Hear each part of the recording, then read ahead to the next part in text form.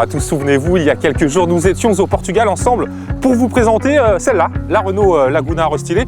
Et bien aujourd'hui, rebelote ici à Cascais pour vous dévoiler sa grande sœur, la Renault Latitude, qui viendra désormais coiffer la gamme Renault. Alors la Renault Latitude, déjà décriée, notamment pour son style ou encore son positionnement. Mais allez, suivez-nous, on va vous en parler de cette Latitude, on va tout vous dire, embarquez avec nous.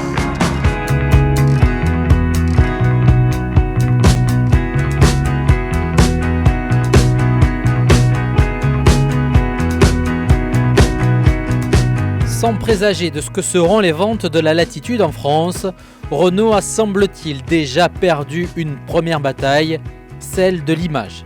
La Latitude porte-drapeau de Renault, pas de quoi effrayer les spécialistes du haut de gamme, mais de quoi en revanche plomber un peu plus le déficit d'image du losange sur ses segments supérieurs. Renault le sait, mais tient un discours officiel un peu alambiqué, peu probant en tout cas. La Latitude n'a pas pour ambition de venir concurrencer les routières, notamment allemandes. Prévue d'abord pour les pays émergents, elle n'intègre la gamme française qu'en tant que voiture intérimaire, en attendant probablement le remplacement de la Velsatis. Au clair, la Latitude était disponible ailleurs, alors pourquoi se priver de la mettre au catalogue ? Et avec son style, au mieux d'une rare discrétion, mais qu'on peut aussi qualifier objectivement de fade, et un traitement de son habitacle assez loin des canons existants de la catégorie, qu'il s'agisse des matériaux comme de l'assemblage, eh bien la Latitude ne pourra en tout cas s'attaquer qu'au segment des familiales et cherchera à séduire une clientèle relativement âgée et peu portée sur le clinquant.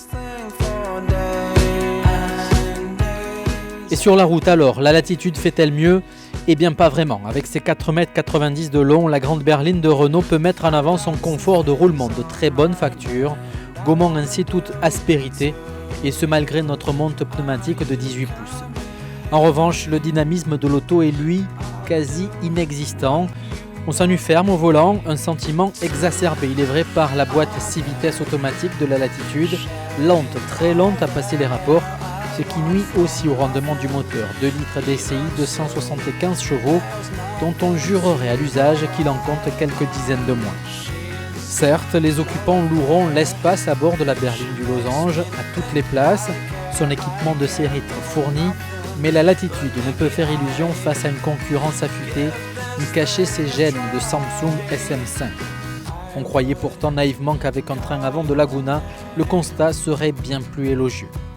Un mot enfin sur les tarifs, ils sont compris entre 32 500 et 45 000 euros, ceux de sa principale concurrente, la Skoda Superbe, qui a fait le choix d'avoir un prix d'appel dans sa gamme, démarrent eux à 21 900 euros.